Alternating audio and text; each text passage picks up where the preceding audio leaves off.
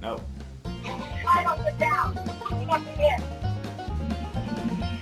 God damn it!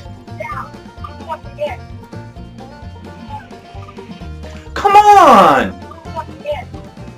Fuck! Fuck! Fuck! Shit! Why the hell the... Oh my god! What the fuck?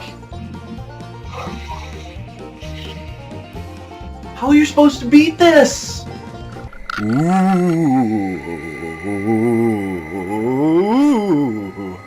What the fuck? Having some difficulty, I see. Who are you? I am the ghost of failures past. Why don't you try modding it? Ooh.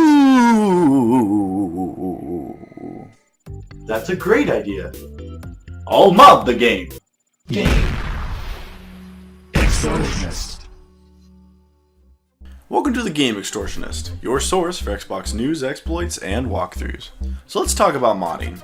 What is modding? Why do we do it? Modding is the act of modifying hardware, or more recently software, in order to make it do something it was not originally meant to do. In layman's terms, it's like putting on the invincibility cheat in GTA San Andreas, except it's a lot harder.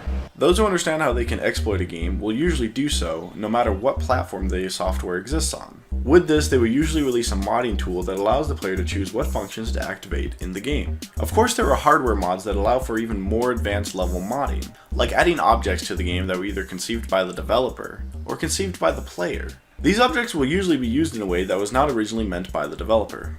And the best part about this is, it's so much fun to do. Seriously, if you've ever wanted to see what it's like to become invincible in Halo 3, the software exists to let you do that. Of course, with every new technological advancement, there are those who take advantage of it. Let's think back to mid-2010. Modern Warfare 2 had been out for about 6 months, and everybody was obsessed.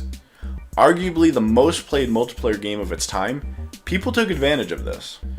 For those who survived this Modern Warfare modding storm, you remember the excessive bans and modded lobbies. I still can't believe people were willing to pay upwards of $50 a pop just to instantly get their 10th prestige, without guaranteed results. This is an example of people taking advantage of those dumber than them. You see, to me, there are two types of modding in my opinion. There's that affects you individually.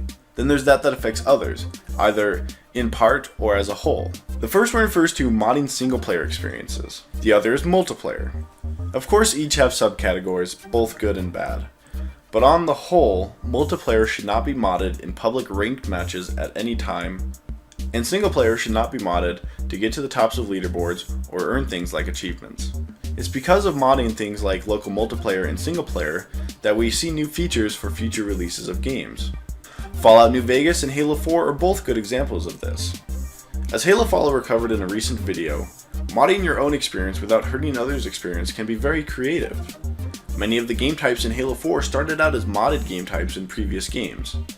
I think that modding is great when used for good and not evil exploitation. Of course, that is my opinion. Let me know what you guys think in the comments down below. Alright guys, that's my time. This has been the Game Extortionist. I'm your host Luke Caboose, and I'll see you next time.